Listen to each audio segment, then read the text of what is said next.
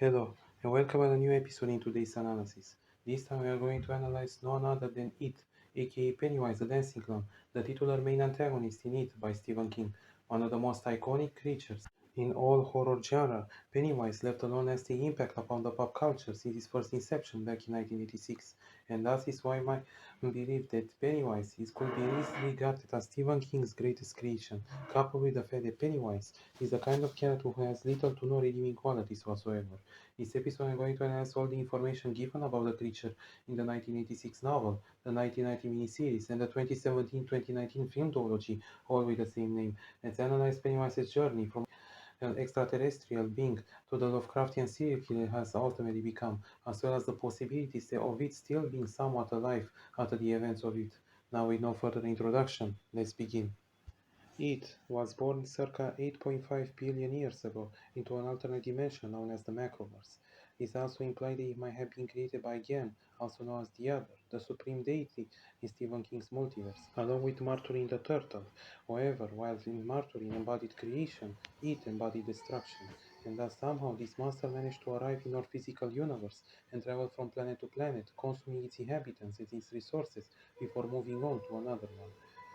And circa 1 billion years before the events of it, this monster man crash landed on Earth into the place they would later become. They remained dormant for eons until they waken up sometime between 1715 to 1716 AD and began to feast upon the British colonizers and the Native Americans who lived in the area, mainly the Shakapiwa, who attempted to stop the monster by trapping it into a vase using the ritual of truth. But unfortunately, this failed.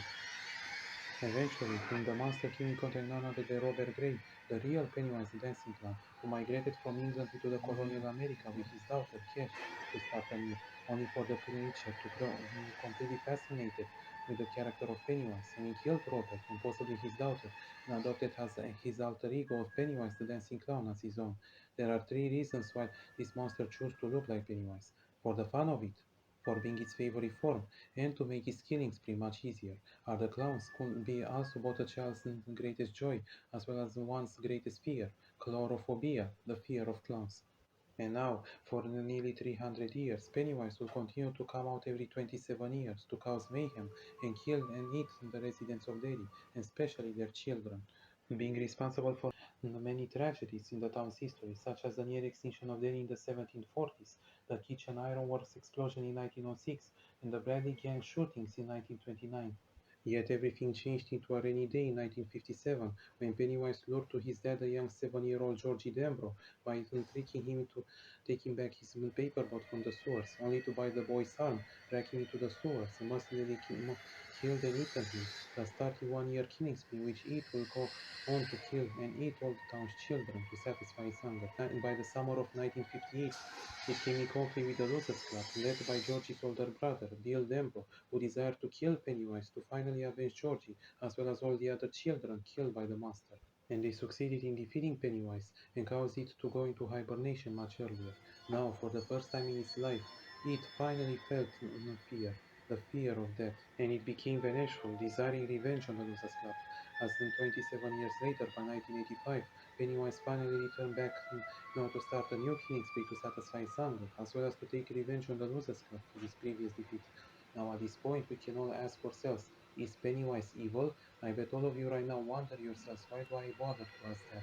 Given that we've seen everything it has done, yet it should be noted that Pennywise does everything it does in order to survive, similar to what we humans will also do in order to survive.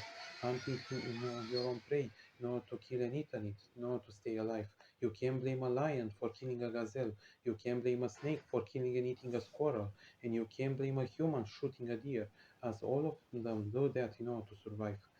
It only hunts children because they are much easier to kill, and it scares its prey because, in its own words, fear sells the meat. However, given the fact that Pennywise does more than just to scare his prey, as downright traumatizes and torments his prey, rather than just to scare or to kill them.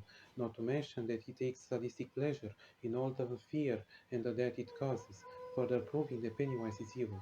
And this is even more proved in It Chapter 2, when Pennywise chooses to kill a boy in front of Bill to remind him of the tragedy of losing Georgie, thus finally proving that Pennywise is without a doubt pure evil, with the closest thing he has to a redeeming quality is his need to survive. Yet Pennywise finally met its own undoing at the hands of the Losers Club, as they finally put the monster out of his misery and free the town of Derry once and for all. However, there are certain things that might suggest that the battle with the Losers Club in 1985 was not the end for Pennywise, as he suggested in other works made by Stephen King, such as in Tommy Knockers, when an alien intelligence invades a town neighboring Derry, and a boy claims that he saw a clown with shiny silver dollars for eyes and a hands full of balloons in the sewers. To another novel, The Hearts of Atlantis, when a man named Mr. Grey comes to spend his winter holidays in Derry, he meets a shrine dedicated by the Losers Club to all the children that became foe to Pennywise, only to appear the words in blood saying Pennywise lives, further proving that the monster is still somehow alive.